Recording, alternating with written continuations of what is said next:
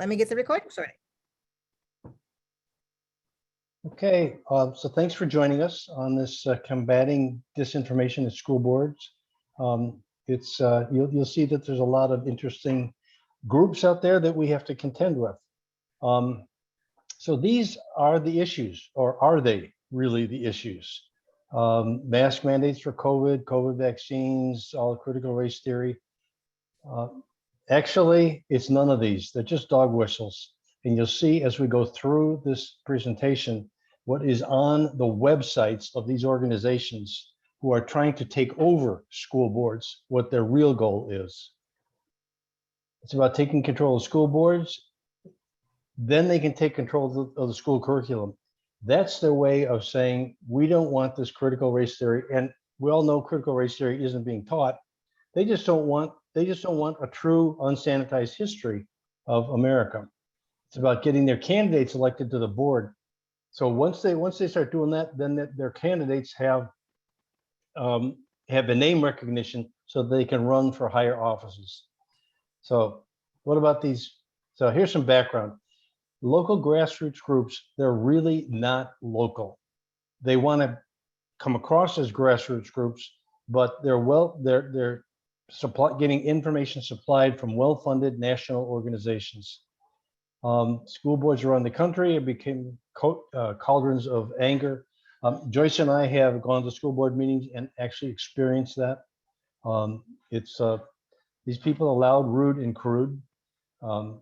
So in Pennsylvania, a Republican donor is planning to pour $500,000 into school board races.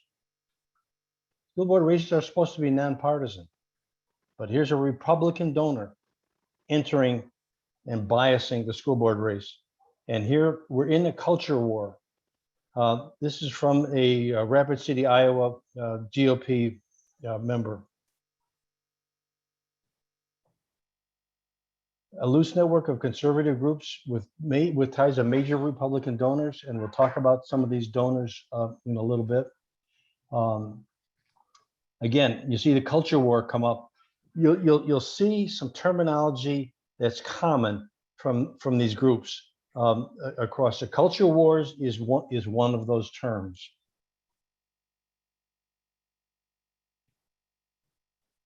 So while they're drawn by parents who are opposed to school board policy on racial history, they don't want a true history of America taught. For example, I didn't know about the Tulsa race riots until about 6 months ago when we all found out about it. This is interesting. In a Milwaukee suburb, there's a law firm financed by conservative foundation that has ties to President Trump, who has tried to overturn the 2020 election and also to fault climate change. But they're fighting the school board because they hired a diversity consultant. Now we'll talk about this parents defending education a little bit later. So now we'll start talking about some of the groups that are backing this in the so-called grassroots group or organization. The State Policy Network is one of them. The first one we'll talk about, but you'll also see the Heritage Foundation. So you can, all these things are somehow linked. It's a web of right-wing think tanks, tax-exempt organizations in all 50 states, Canada, and the United Kingdom. Now, you'll see that one of the common thrusts that they have is they all want to develop market-oriented solutions to state and local public policy issues. It's a real high-sounding approach, but it's not. Now, so this is the State Policy Network. It operates as a policy and communication litigation arm of the American Legislative Council, ALEC. So if you're not familiar with ALEC, ALEC writes bills that they hand off to state legislators across America. And that's why a lot of these bills that you see showing up in all these different states for restrictive voter suppression sound similar. It's because they are. The State Policy Network claims to be independent, nonpartisan, but it's really highly partisan.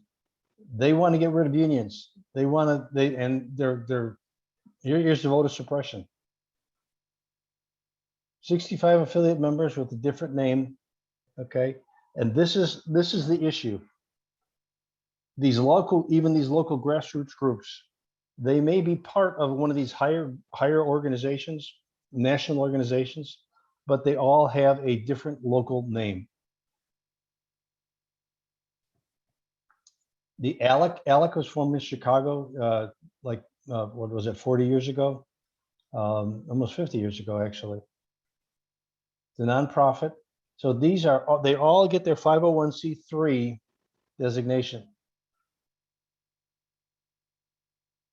Describes itself as the largest member association of state legislators, but over 98% of its revenue comes from corporations and corporate foundations. So you know where this is coming from. This is the big money.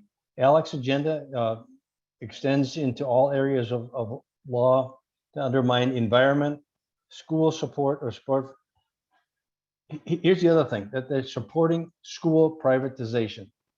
What they want to do is get parents to take their kids out of public schools, put them in private schools where they can teach them what they want to teach them. And then, you know, the next step is going to be, they're going to come and try to pass legislation for vouchers. So this is ALEC. Illinois Policy Institute. So this is another local organization with you know, and they have a brick and mortar offices in Chicago and Springfield. This is scary. They're working to retake control of schools. Retake control of schools. That, I mean, who said that they lost control? Who said they had control? School boards are supposed to be groups of people that are supporting higher education, not partisan, which is what they want, partisan education. They also administer the Illinois Parents Union. You know, you see, now take a look. Here's John Tillman. He's the CEO of this Illinois Policy Institute. But on the next page, you'll see how many organizations he is a part of, and you can see how they are all working together, but they all have different names. He's chairman of the board of this group called Think Freely, Crowd Scout. He's part owner. Illinois Opportunity Project, he's founded it. Government Accountability Office, he's the founder and the CEO. So again, this is how these organizations are linked. They all have different names. It's not obvious that they're linked, but they are. They all have common, you know, executive. So here's some of the donors to Illinois Policy Institute. Rauner Foundation, Uline, Mercer Foundation, Donors Trust, which is a shell thing for the Koch brothers. So if you hear Donors Trust, that's really the Koch brothers. Here's another group that started recently in Naperville. It's just, you can just read this. They're educating parents and schools of the existential threat of critical race theory. And here's one thing that we thought we could do a couple of months ago is say CRT actually means culturally responsive teaching. But what they have turned us around and said, they are teaching critical race theory through culturally responsive teaching. So they have a great way of taking control of the narrative. So Awake was started in Naperville in 2021 by a school board candidate who lost. She was, you know, against CRT. This is on their website, that they are pro-human. I get a kick out of that every time I look at it. What is the opposite? Anti-human? I mean, it's not they are nonpartisan. They are very partisan. Respectful of debate, If you ever at a school board meeting, when you see these people talk to the board, they don't want to debate anything. They just want to shout out what they want. So you can go through all this. It's just awakeillinois.org if you want to get more information on these people. There we go. So they have a handout that they can supply, 10 pages, that they can give to school districts. And this is their marching orders from Awake for turning the school district into what they want, or the school board into what they want. Here's where Awake has local chapters. I think this is 27, 28. This is about 3 months old. I have not gone back and checked to see if they've updated it, but they've got one in my hometown. I live in Barrington. Joyce lives in Palatine, so they are infiltrating our school boards. So this is about the founder of Awake.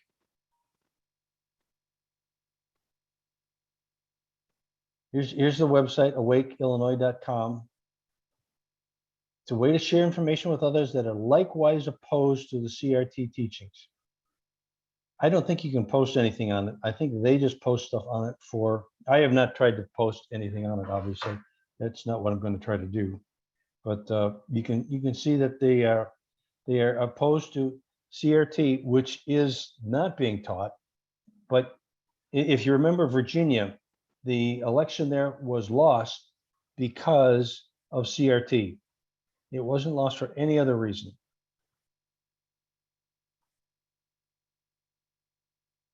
Here's the Illinois Parents Union. Now, this is just an Illinois organization, over 11,000 members,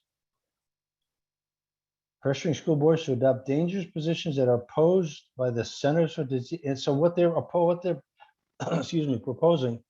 is no masks or mask optional, which is, it's like somebody, a kid is wearing a mask and the kid next to him is not wearing a mask and that kid has COVID. What is the likelihood of the kid who's wearing a mask trying to do the right thing of catching COVID? It's probably high. Okay, so Illinois Policy Institute and Illinois Parents Union and Illinois Policy Institute. So here, they are linked. They're broader than just COVID issues. They're trying to retake control of public schools. So IPU is one of the largest groups in Illinois, but you can see here's a whole list. I've researched Awake Illinois. I have not tried to look at this Quincy. I looked at Parents Defending Education, Citizens for Renewing America. I'm working on slides for those groups for our November 20th Saturday meeting that Joyce and I do once a month on Saturday at noon. So we've done three of these, 2 with this presentation, and we're continuing that on November 20th. Leadership Institute. So they're training the next generation of conservative candidates for the nation's school boards. Okay, school boards. Here's what the president of the Leadership Institute says. We'll now prepare conservatives all across America to challenge the left's control of the nation's locally elected school boards. I did not know that the left controlled the school boards, and I doubt if any of you know it. So this is they just make these statements to fire people up. This is not true, but anyway, this is what they're saying on their website. Another group, Turning Point USA, advocates for conservative values in high school, college, and university campuses. Charlie Kirk, 2012. Charlie Kirk graduated from Prospect High School in Prospect Heights in 2012. He was invited to do a speech at a conservative gathering, and he so impressed Bill Montgomery, who apparently has a lot of money, that Bill Montgomery convinced him not to go to college, but to start this organization called Turning Point USA, which he did. So, and they now have spin-off organizations. So Turning Point Action, Turning Point Endowment, Students for Trump, Turning Point Faith. Okay. Now this is what just surprises me. They have over 150 full-time staff. So you can imagine how much money is going into this organization. Here's the funding. You see Ronner again, you see Uline again, you see Donors Trust, same group, plus some others. No left turn in education. Rapidly growing national group that supports parents as they fight against lessons on systemic racism. Here's another word that you'll see, indoctrination. This is what kind of started me in looking into this, because I was going to different school board meetings and hearing the word indoctrination come up. I went to a College of Lake County meeting, school board meeting a couple months ago, and the signs outside that this group had was indoctrination. So I started looking for that word, and you can see it's common across these different organizations. They don't have any chapters in Illinois yet, but it is probably coming. Okay, this is something that has happened. I was a superintendent of a school board or school district in Maine. The father was coming to complain about they were trying to indoctrinate his children by teaching critical race theory. Okay, indoctrinate. You know, this guy didn't make that up. He got it from one of those websites. Jeff Porter thought it was just straightforward. The district had already denounced white supremacy in the wake of George Floyd's murder, and they did not teach critical race theory. So this is his comment. I was very naive at the beginning of the year. I thought it was a concerned parent who had taken it a little too far. I didn't understand this, but until recently, but these tactics are from a national organization to discredit the entire district. So that's what's happening. This has happened to this guy, and it is happening in our school districts now, our local school district. In Glen Ellen, parents lined up to harass grade school kids as they were going into their school, calling them, like, Joyce, I don't remember what, Hitler kids or these. I don't remember, but they were harassing kids.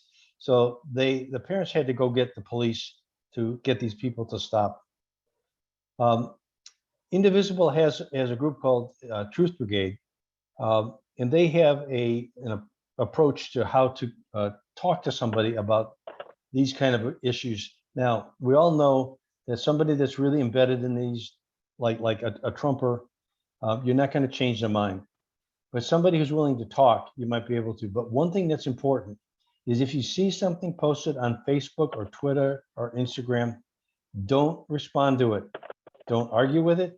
The algorithm just will pop it up higher, so more and more people will see it. Now, if you haven't seen this video, this is something that you should try to see. It's about a 10-minute video. Lawrence O'Donnell interviews this Brevard County, Florida school board member about the harassment that the local people are giving this woman. It is sickening to listen to what they are doing to this woman. But she has vowed that they are not going to drive her out. So what they are trying, with all the school board harassment, what they're trying to do is get good people to quit so that they can get their members on the school board. Okay, and it's happening here. 2 St. Charles school board members have resigned this year due to harassment and intimidation. In Algonquin, It's happening there. And one of the parents in Algonquin started a petition on some of these issues. So critical race theory is a proving ground for GOP school boards. Here again, this is what they're trying to do, is grow the ranks of the Republican politicians by getting their members on the school boards. So local races that we have to pay attention to. Politics is local.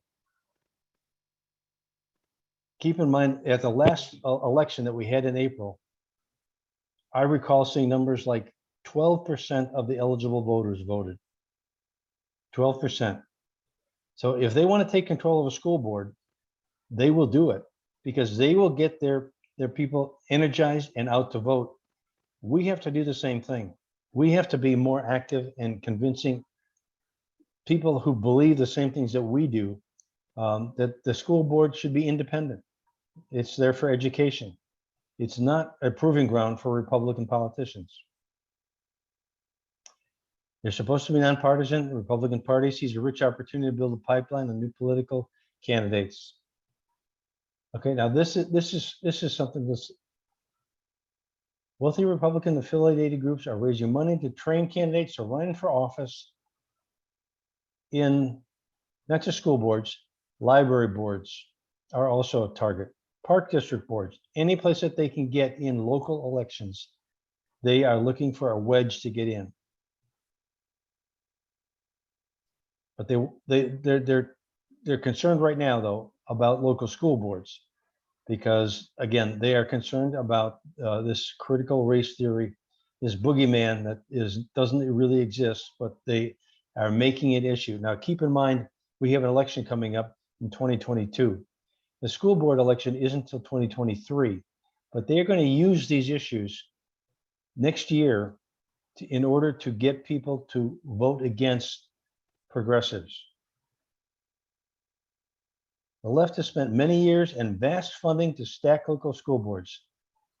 I did not know the left was involved in any spending to get candidates elected for school boards. Matter of fact, I don't think they have been. The Democrats tend to be very conservative in how they spend their money. But you'll see this, here's another word that crops up a lot, is patriotic Americans. Now, okay, so I'm not going to go, you all know what critical race theory is, what it really is, and what it's not. Here, this is a Republican campaign, again, a Republican campaign manager for school board candidates in Connecticut town. A Republican campaign manager. They're supposed to be nonpartisan. She commented that helping kids of color feel to belong has a negative effect on white Christian or conservative kids. So again, this is a white supremacy, Christian motivated work or effort for all these groups. She put forth that the critical race theory was discussed. She later sought to clarify her statement, which she admitted was poorly worded and out of context. She said she had been referring to students who may have staunch Judeo-Christian values. Again, she is saying this stuff. That's where they're coming from. Judeo-Christian values. We have and that's the strength of America. We have so many people from so many different, different races, different religions, but in general, we all get along. But they are trying to drive a wedge between us because of this Judeo-Christian values. Now, the school board chairman basically said he wasn't buying anything that she said because he didn't understand in what context any of her comments would be positive. Now, here's something that's going on in North Carolina. They have a witch hunt going on for indoctrination in North Carolina schools. They actually have a statewide office at the lieutenant governor who is keeping track of any parent who thinks that their child is being taught critical race theory or indoctrinated or whatever, they can call this office, and this office will then track that school district or school board. So all you have to do is say, I think that they are teaching this stuff. And all of a sudden they are on this watch list in North Carolina. I haven't been able to find anything else in any other states, but if North Carolina is successful in this, my guess is it will be adopted in other states. Religious right, trying to whitewash history. You know, under the guise of protecting children from the supposed threat of critical race theory. Now, all we want is an unsanitized version of American history. I mean, I took American history in high school. I didn't hear any of these things. Like I said earlier, I didn't ever hear about the Tulsa race riots. I should have. We all should have. In the hands of right-wing activists pushed by Fox News personality Tucker Carlson and other Republican officials, it has lost all meaning. What has happened is the right has taken this term, redefined it. They're very good at this, coming up with easy to remember terms, critical race theory. They put their meaning to it, and then they go tell us it's a problem and tell us how to fix it. The Family Research Council, again, raises money for right-wing school board takeovers. Tony Perkins, who's the president of this organization, again, promoting right-wing takeovers of local school boards. In spite of the fact that there are a lot of these national groups that are trying to portray themselves as grassroots groups, he is also trying to portray his Family Research Council as local grassroots. So, trying to get radical school board members with Christian and conservative parents. Here again, Christian, you know, it doesn't, this is what drives me nuts. We should respect everybody's religion. It doesn't, school board member does not have to be Christian to be doing a good job. Stephen Miller, if you remember the skinhead that worked for Trump, he's now president of America First Legal. He's committed to defend the illegal equity agenda. There's nothing illegal about it. But see, if they start calling it illegal, people will start believing that it's illegal. People don't do their homework. So they listen to these sound bites and they say, well, that's illegal. We can't teach critical race theory. And here's another word, indoctrination again.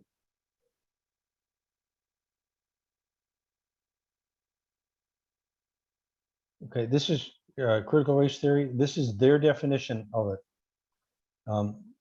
The education system is not inherently racist. So now this is a slide of all the states that are implementing voter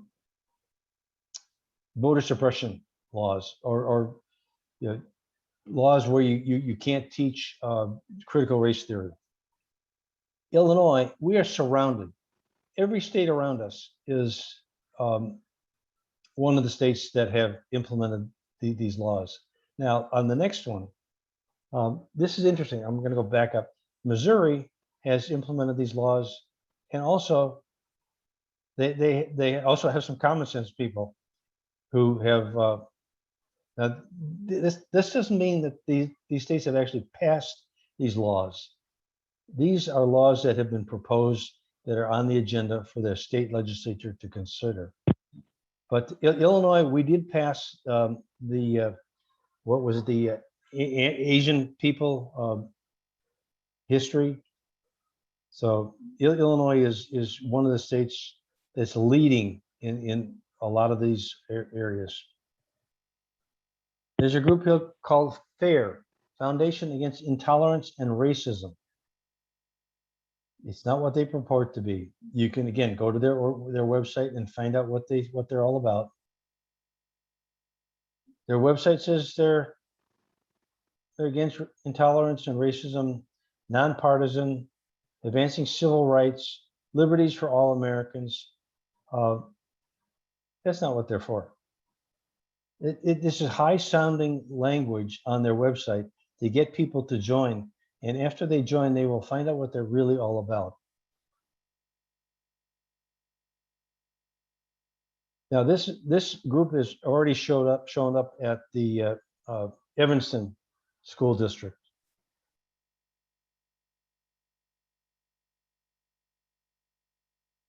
Congressman Rodney Davis, who is from the Illinois 13th, which is kind of in central Illinois, he put this in his newsletter a couple of weeks ago. There was Merrick Garland came out and said he's going to use the FBI to intervene in some of these local school districts where the school board members are being harassed. So he's coming out saying threats of violence made against public officials should absolutely be investigated, but by local law enforcement. The problem is, in a lot of these areas, local law enforcement was not doing anything. They weren't doing anything.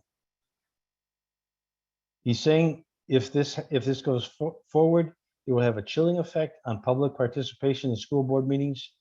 It will actually only have a chilling effect on these loud, rude, and crude people from all of these organizations who show up, which you can actually then have a reasonable school board meeting.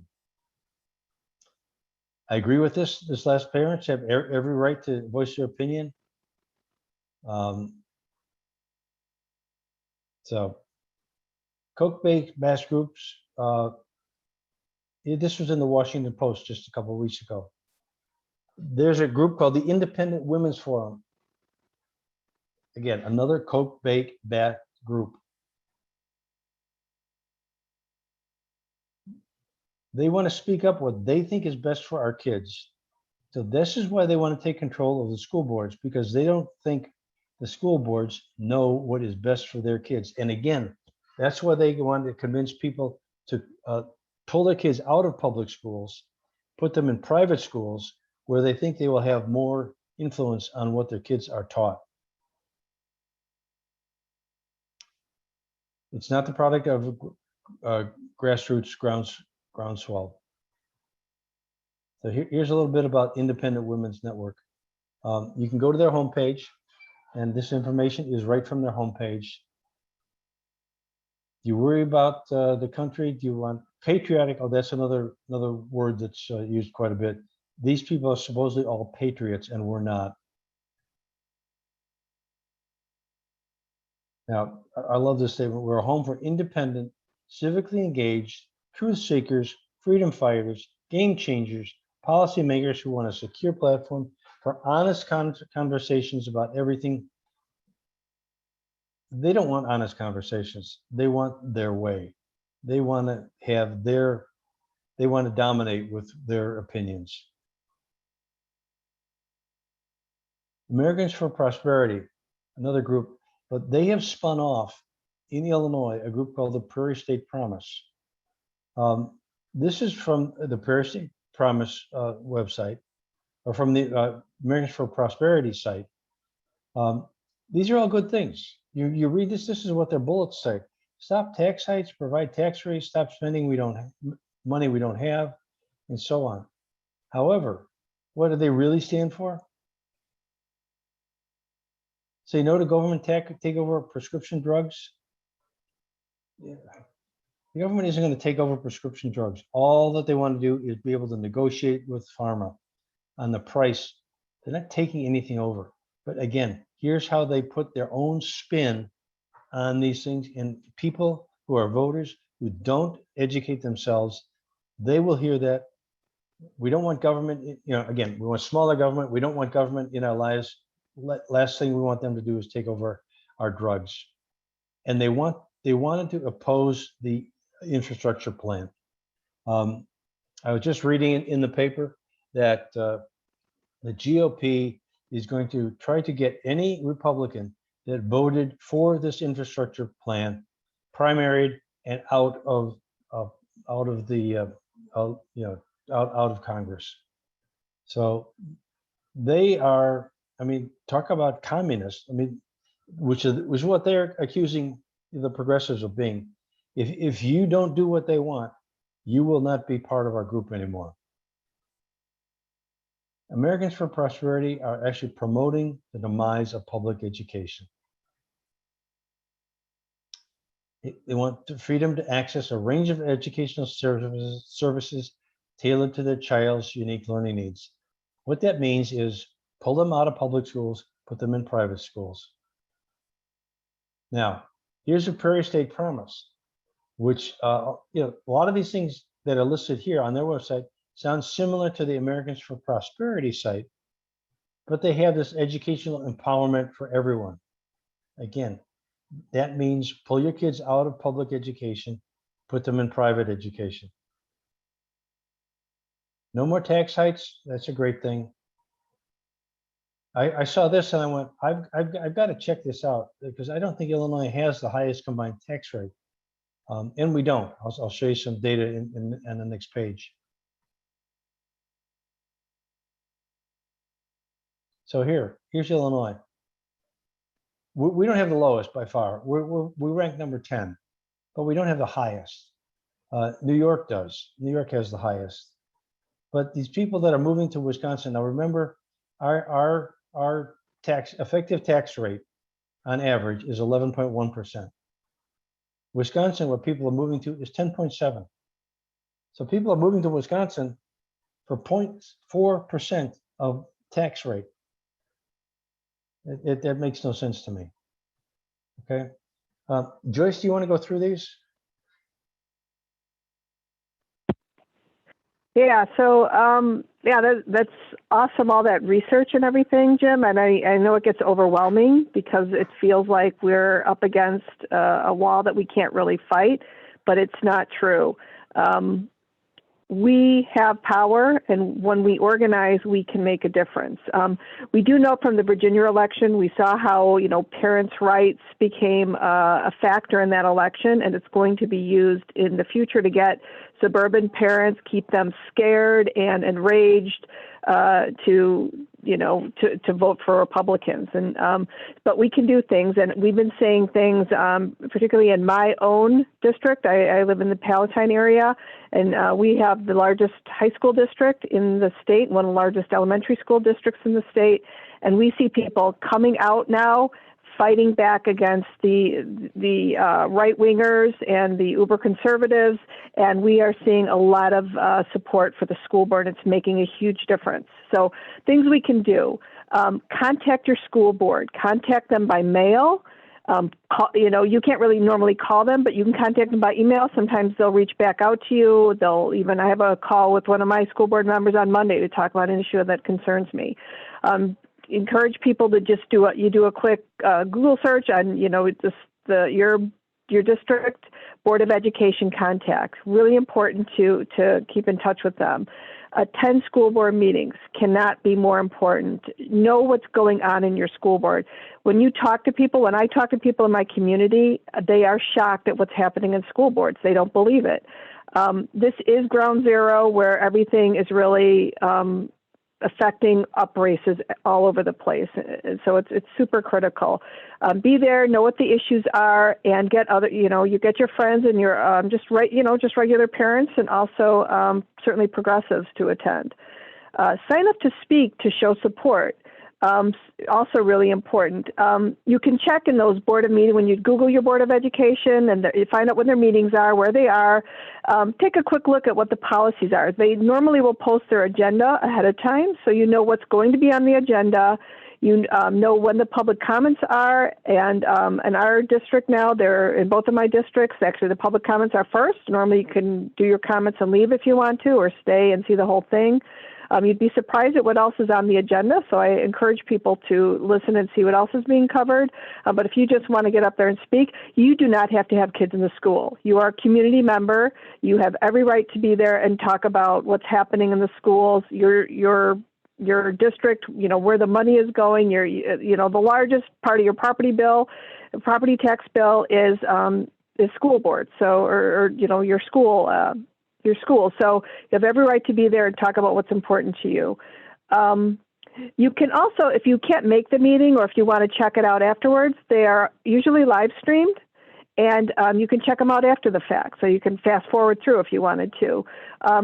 I don't believe that most of them anymore. You can do public comments remotely, but you can see what's happening. There was, might have been Algonquin.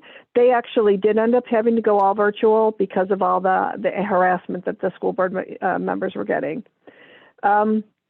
Recognize who is showing up at those board meetings. As Jim said, these are not really grassroots organizations. Some of these things are grassroots, and I'll bet you a lot of those people who are, screaming about masks and my children need to breathe, etc., those people may not even realize that they are part of this national movement. They talk about these huge Facebook groups they are part of and the lawsuits against the school districts because of the masking and how horrible it is. They are being directed and they're being fed talking points from these national groups, and they may not even know it, a lot of them. So some of them times they'll be wearing T-shirts, and you can see some of them are not from your area, and we've had that because they'll have a certain T-shirt. So you can get a sense of who's there, so you can help organize against that and recognize that. Join local progressive groups to find out what's going on. Indivisible, NWSOFA here in the Northwest suburbs, Democrats. Facebook, I know we all recognize there's a lot of problems with Facebook, and but know that we can still use it to organize. The right certainly does, and we can too. Do some searching, see what groups there are. A lot of the groups are going private on both sides, but you can certainly find out who they are and join them. There's a lot of, masking, pro-science, progressive groups. In our area, we have several progressive groups. So you can post information, post them, tell them this is a critical issue. Please email your school board to do this and, to tell them this. Please show up to this meeting. We have critical information coming up. Share in those progressive groups and find out what's going on. Again, that's, our power is in our numbers. And so it's important that we, get active and we, like a letter, just like I say, letters to the editor, emails are really important. It's helpful. So the right wing tends to have a lot of medical professionals and mental health professionals and lawyers who talk about things like, we've had a pediatrician come up and say how masks are dangerous to children. Absurd, right? But they're the people who get quoted by the newspapers, and they're the people who sound like they have more authority than anybody else. So if we can find people who have those, that kind of authority to speak on behalf of pro-science and pro-education, pro-mental health, that is also really helpful. I dropped several links in the chat. We have a local progressive who does a fantastic letters to the editor. He's been showing up to our school board meetings to talk about what's happening in the school boards. It's not really about, like Jim said, it's not about masks, it's not about, critical race. It's not about those kinds of things. They're looking to infiltrate it. Ultimately, they are looking to get rid of equity programs. They're looking to fight against racial diversity. They're looking to fight against LGBTQ recognition and support. So he's also calling them out very publicly, and it's really important to have that voice in there as well. And I dropped some tips that Jerry had, and as well as his latest letter to the editor that he put in. Create groups to go to these board meetings together. We've had students speak up, requesting more equity, mental health resources. And then we all wore a similar color. And so even if people aren't speaking up, you can see the support. The board members can see the support. The community can see that support. So it really helps to show that kind of unification. In the past, D211, one of my high school board or district was recognized in national media for an issue with transgender students not being treated equally in the locker rooms with which they identify. There are a lot on both sides coming up, a lot of people, but, we had signs in that case. And I'll tell you, the anti-maskers are coming in with signs as well. So feel free to do that as well. Online petitions, I think, are great. They don't really change policy, but they're useful talking points, and I dropped some links in there. There's still an active one talking about masking and science and things like that, and specifically against the lawsuit that was just served up at many school boards in Illinois against masking, quarantining, and basic science. Please sign it, and also just use it. There's 2,100 people signed this, asking for support, supporting the mandates, supporting science. We can use those in our talking points, and we need to do that. Find out about school board curriculum policies. So, for instance, as Jim said, CRT is not taught in lower education. It's taught in some higher education legal classes, but it is not taught in lower education. So we want to control the message and not talk, about CRT. I know in one of Jim's school board, and actually where I grew up, District 220, the school board president opened the public comments by saying, we do not teach CRT in our classrooms. Please don't talk about it because we don't teach it. So if your school board is willing to kind of get up front, that's also really helpful. Find out about your district's equity or wellness programs. The wellness programs are where they're going to be talking about the new Sexual Health and Wellness Act that was recently signed into law. That's going to be the place they're going to be going very heavily next. It's there's really nothing controversial. They talk about it as pornography, etc. It's really just sort of standardizing your wellness and sex education curriculums across the state. Parents can opt out, so they need to stop saying we're trying to, schools are trying to force them to learn certain things. Schools are not. In my district, we get a lot of parents say, you can't force my kid to take a COVID test, and they're not. It's all opt-in, opt-out. So, they're hearing a lot of strange talking points. Run for office. We, and when these elections are coming up, you know who is, how many seats are going to be coming up, where those people stand. We have a 7-board school board in D211.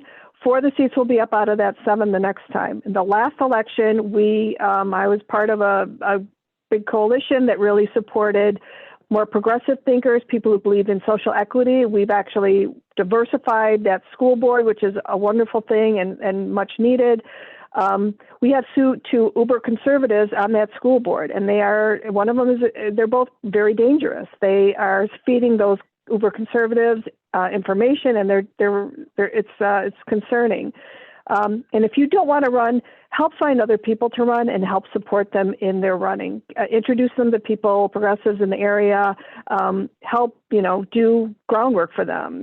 Do canvassing. Help them get their petitions signed. Whatever you can do to help them, win would be awesome. We discovered in our last election, try and make sure that you're matching. Get great candidates, but match the number of spots. Otherwise, the vote will get split, and that's a problem. And we actually took advantage of that, and we had all 3 of the people we supported won. The other group had 5 people, and they split the vote, which was to their detriment, fortunately. There's also a group on Facebook, a Witness the Project. Be aware of those because those are directly to lawmakers with bills coming up. That's a really great one to just kind of keep an eye on for, general issues, but certainly including this. And, we need to control the message. Democrats tend to be really poor at that. And even though school boards are usually nonpartisan, there is a progressive and as Jim has pointed out, there is a super conservative Republican side that's being really supported by that. So, those are some things that we can do to make a difference, and we are seeing making a difference in our school districts. School board members are feeling more supported, and if they drop out and don't run, it's going to get hard for us to get good people who believe in education, equity, to run, and that's really what we need to support. Thanks, Joyce. Yeah. So one of the benefits too of attending your school board meetings is you can find out as they make comments about different issues about how they feel. So you can find out who the conservative ones are, who the progressive, who do you agree with? So when they come up for election, who that you're going to help promote. So as I mentioned earlier, Joyce and I are doing a meeting like this once a month as part of the Illinois Indivisible Social Justice Alliance. Here's the link that you can sign up for our next meeting, which is November 20th. And what we want to try to do is, rather than like this meeting was Joyce and me talking, what we're hoping to do is encourage people to attend school board meetings and come back and tell us, what did you find? What happened? We want this to be like a two-way dialogue. And if you do attend a school board meeting, and whether it was calm or otherwise, send an email to either Joyce or myself. Here's our email addresses. And I will tell you, I was at the Barrington School Board meeting this last Tuesday. These people do not give up. The first speaker talked about she wants masks to be optional. Well, there's a state requirement that masks have to be worn. But she spent her 3 minutes whining about the kids are going to suffocate. They don't give up. So we need to be there to help support our school board. And what I tend to do is, even though it tends to be a long meeting, those people will typically do their talk and leave. I stay to the end of the meeting. And then when the meeting is over, I go up and talk to the board members and let them know that I'm there to support them. So we're trying to build a coalition to counter this. And you'll hear more about that on the November 20th meeting. And I'm sure Indivisible, Illinois will be putting information out about this coalition. We're tending to try to have so Joyce and I are with another small group that we're trying to set up a panel discussion in late January on the 27th to go through stuff like this with some experts who can help us see better, rather than just have like myself and Joyce talk about this. So that's the end of our presentation. I guess we're open for questions. Thank you for attending.